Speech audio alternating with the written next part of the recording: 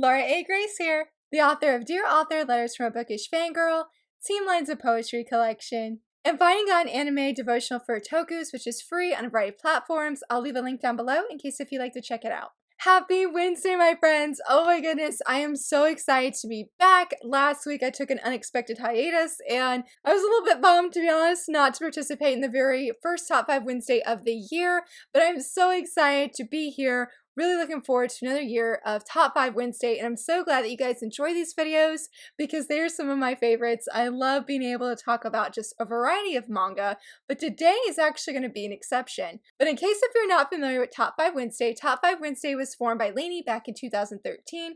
The group is now since on Goodreads, and I'll also leave a link down below in case if you'd like to check it out. Basically, each week our host creates a series of prompts that we answer on Wednesday, and then on that said Wednesday we share 5 books, or in this case manga, that reflect that said prompt. But as I said, today's prompt is a little bit different, or I'm tweaking it a little bit, I should say. But for the prompt, originally, it is Korean or Korean American fiction or nonfiction reads. This upcoming Friday is Korean American Day in the United States, and we're just featuring reads that center around Korea. This could be like the story itself, this could be the characters, or the setting, just anything and everything that it just involves Korea in some kind of way. So I thought it'd be fun to feature Korean light novels! Yes, I'm really excited. So last December, I finally read the Korean light novel called I'm Only the Stepmother, but My Daughter is Just So Cute. And I do have a review here if you like to go check it out. I absolutely loved it. It was so good. I binge read that novel so fast, even though I was sick at that time, and it was just, oh, it was so incredibly good. And it put other Korean light novels on my radar after that. And so I thought it'd be fun to feature 5 Korean light novels that I'm really wanting to read. At some point, I've really been inspired by Shay at Shay Geeks Out, and I'll also leave a link to her channel here, where she talked about how she wants to read a translated work every month and talk about it, and I just find that so awesome and so inspiring. I don't know if I'm going to read a Korean light novel once a month, but it did make me realize, like, hey, it's important to branch out and read other things outside of manga. And while I definitely still write Western novels and such, there is something really fun about Korean light novels. It's a very different writing style and such, and it's just really awesome. So let's go ahead and jump right in to the top 5 Korean light novels that I want to read. So for number 1, I'm going to do the one that I actually have, and I did mention it in that video review of the Stepmother Korean light novel, and it's Fairy Tale for Wizards. Oh my goodness, look how beautiful this cover is. Fun fact, this light novel is published by the publisher Word Excerpt. All of their covers are just stunning and gorgeous. I think out of almost all of the light novels that I'm talking about today, I think like 3 of the 5 are specifically published by Word Excerpt because they just have a lot of great Korean light novels, and I think that they specifically only publish Korean light novels at this point. I don't know, but that's all I've seen so far, like on their website and such. So Fairy Tale for Wizards, I read, I think the first 2 chapters, or the first chapter at least. I read the preview, I downloaded a sample of it for my Kindle, and I just was blown away by this world. It's very sad in the beginning, and it sort of feels a little bit dark because our main character here, her life is just rough. It's just horrible, and the way people treat her is just absolutely dreadful. I do not like it, and so she's pretty much at this point where she feels very hopeless. Like, she remembers the words from her mother saying that she wishes she would die, that she wouldn't have been born, and then there was her brother, who was a very bright spot in her life for the time that she was with him. I believe the blurb said, and I believe it says in here as well, that he ends up dying, and her life just got so much worse after that. But there is hope. There's always hope.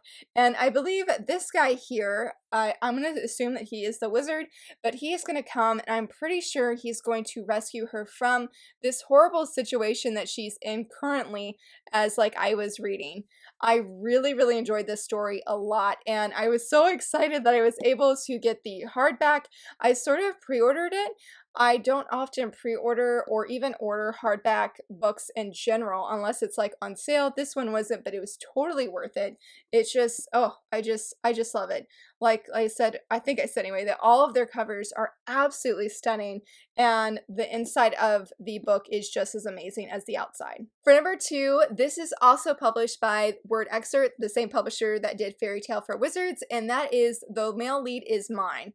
I discovered that about the same time, I believe, and I sort of kicked myself about this one because Word Excerpt had an epic Christmas deal that was going this past year, and I think like all of their light novels, if they were in paperback, were at least $5 off on Amazon.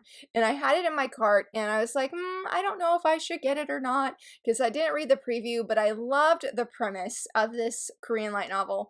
And the price went up, and I was like, I should have got it when it was $10. I was so unhappy with myself, and I'm still unhappy with myself that I have not actually got it and just picked it up now, even though it's full price. Because what I feel like makes this one very interesting is that it's also the reincarnated as a villainous trope. Sorry, Fairy Tale for Wizards is not thinking about the stepmother light novel. But yes, this one is a reincarnated as a villainous trope. Well, not really as a villainous. That's the thing. That's the thing. Is that she's the main character's reading a book. She feels bad for this supporting character who ends up like running off with this one dude, and I don't think it was a prince, but he was somebody that was wealthy. Turns out that she was emotionally and physically abused by this man and ends up running away from him as well, and at some point ends up dying. So our main character here feels bad for her, and I guess it's not reincarnated as a villainess because I don't think she dies. I think it's more of the trope that she fell asleep and then the next morning she found herself in the shoes of that supporting character that she was taking pity on. And so now she's like, oh my goodness, what am I gonna do? And she knows what happens next in the story and what happens to this supporting character, and decides, of course, to change things. And she decides that she is gonna go get the male lead because he's very kind, very sweet, and just very caring. And she's like, I want him. And she knows, I think that it says like it was going to take 2 years or 2.5 years before she actually gets to meet him and decides, you know what, I'm going to write a letter. We're going to speed things way up, and I'm going to meet this guy and get him to fall in love with me. What I thought is interesting is when I read the preview a little bit of this one, because Word Excerpt does give, like, I think you can read like the first 3 chapters for free on their website. So that's just a friendly FYI right there. But I read a little bit of the opening chapter or opening chapters, and it's sort of interesting because she's in a place where she could do more than just be the like love interest or the lover of the male lead, but that is what she wants. Even though she's getting a higher education and everything, like when it opens up, no, she just wants to fall in love with or she's already in love with the male lead, but she wants the male lead to fall in love with her and them have a happily ever after. I thought that was really interesting, and throw in, like I said, the supporting character, and I'm just like, wow, like that is a really fun and unique premise. For number 3, this is another Word Excerpt title, and it is A Villainous for the Tyrant. Now, I have read all the free chapters that Word Excerpt has on their website, and this one is so funny. I really, really enjoyed this one. I think, yeah, this is the only one that's not out yet in paperback. I don't even think it's available in ebook. You're only able to read it on their website, as they like do the like weekly chapters and you pay for the other ones that are not free. But I loved what I read for this one. It's a little bit different. It's not as, I don't know what the right word is. I was about to say soft, but Fairy Tale for Wizards is pretty dark in the beginning. It's pretty sad.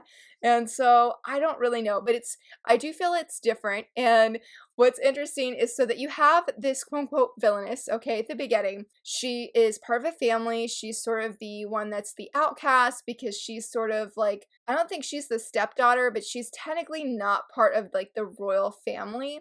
So she's sort of like rejected by everybody. And she is sort of dreaming about the time, or the time where she can leave the castle, leave the home, and go get married to a really nice guy. But then her father, the king, comes in and he's like, hey, you're gonna go marry the duke, emperor, a dude that's very much high up. I can't remember what his ranking is. But here's the thing. This dude is a tyrant, and he is known and has a reputation for killing anyone for anything. Like, if he's mad at you that day, then, or not you guys, but I'm talking about if he's mad at a character, then he might just go kill them because he was mad at them or if they made a mistake. And so he's known as being extremely ruthless. And she's like, oh my goodness, I'm about to go die. And her siblings could care less. They're like, better you than me kind of thing. And so she decides she's going to go out with a bang. She is like, I'm going to I don't know if that'd be spoilers, but we'll just leave it there. She's gonna go out with a bang, and she comes across as a villainess herself that may even be worse than the Tyrant himself. And she finds herself, this is part of the blurb, so this isn't a spoiler, but she finds herself surviving her wedding, even though she made some outlandish demands that were part of her culture. And yeah, that's all I can say. Sorry, about to go into spoilers again, but it was so funny. Like, she has such a great attitude, and just the things that she does to, or at least what I've read, the things that she does to make her come across as this really tough woman that could be worse than the Tyrant. And the Tyrant, he was different than I expected from what I have read so far. So if you need like a comedy fantasy, this is a really good one. And this is definitely one that I'm hoping to get in paperback or hardback. I believe they said the release date was like July 7th. And yeah, at least I don't know, maybe this one is in paperback. Maybe the one I'm thinking of that's not in paperback, and I think that's right. I think this one, my bad, yeah, I think A Villainous for the Tyrant actually is available in paperback and ebook. For number 4, though, this one I don't believe is. This one comes out July 7th, and that is Heroin on Strike. This one, I don't even know. I don't even know. So I haven't actually read any of this, but I love the title alone. Like, that is just a fascinating like idea and a premise of like a heroine that goes on strike, like what's happening, what's going on. But she was, I believe, a like pastry chef, but I think she ends up, I don't know, I don't remember how it happens. I don't remember if she dies and she's reincarnated. I think that is what happens. But she ends up becoming the beloved daughter of a duke, and maybe it was part of a book or something, but she basically comes and she, well, I said, was a pastry chef in her past life, but now she is the daughter of a very wealthy and famous duke, and she finds out that her fiance has been cheating on her. So she decides that she's also going to take matters into her own hands. She calls off the engagement. So I'm not really sure how all this works because she still has her past memories. So maybe it was a book that she sort of goes into, but she's like, no, I'm done with my fiance. He's going to be my ex-fiance. I want nothing to deal with him. But he's sort of, I don't know if he's like heartbroken, but he's like, well, I want a chance to prove myself to you. So give me a year and then think again if you really want to still leave me or not. And that is the story for that one. And I guess the heroine on strike, I'm assuming, I don't know, this is just me guessing since I haven't read this one or read anything about it outside of like the blurb, is that she's sort of going on strike because of everything that's been thrown at her and wants to change all of that. But I feel like I just said the blurb, so we're just going to disregard it. But I'm curious to see how the title affects the actual story and vice versa. For number 5, our last one on this list is the one I actually don't know the most about, and this one's not published by Word Excerpt. The other one, Heroin on Strike, was, but this is Solo Leveling. I confess that I love the manga covers a lot better than I do the light novel covers because I feel like it doesn't say much, and this didn't really actually get on my radar until I started seeing the covers for the manga because they're so engaging and they're so just really, really cool to look at, to be honest. But I'm really curious about this series, especially since it's gained a lot of hype, I feel like, and I've been hearing really good things. More so, I feel like, on the manga or manhwa than the actual light novels. But from what I know is that the main guy, that there's this sort of like a fantasy world. He's sort of at the bottom of the barrel. He's not a good fighter, or he's like the weakest fighter of sorts. And he really needs some money to, I think, is like pay for his sister's tuition, his mother's medical bills, and he just has no prospects. Nothing's happening, but he needs a way to make some money. And so something happens and he enters into like, I guess, like this virtual gaming or this virtual reality, ends up going into this world, and I feel like his comrades or the people that he's playing this game with sort of turn against him, or they themselves are not the most strongest characters, and he ends up deciding, well, I'm going to take matters into my own hands because he's thinking of his family and what he can do to help provide for them. I love the premise. I really love when a hero has a driving force where he's doing this heroic thing so he can go and take care of his family. Like, yes. Makes me think of Tanjiro from Demon Slayer, like with Nezuko, like that's very heroic, like the action itself is. And then, you're more attached to them, I feel, and wanting to see them succeed in their goals and to help provide for their family. So I feel like with this one that I will probably want to try the Korean light novel, but I also probably will want to try the manhwa/webtoon to get a better feel. But I feel like Beneath the Tangles had a review recently, I feel like, and they suggested going ahead reading the Korean light novel because there was more there than just what the webtoon itself was offering, and that you got more in the light novel. And that, my friends, concludes the 5 top Korean light novels that I'm really interested in and wanting to read at some point, hopefully this year.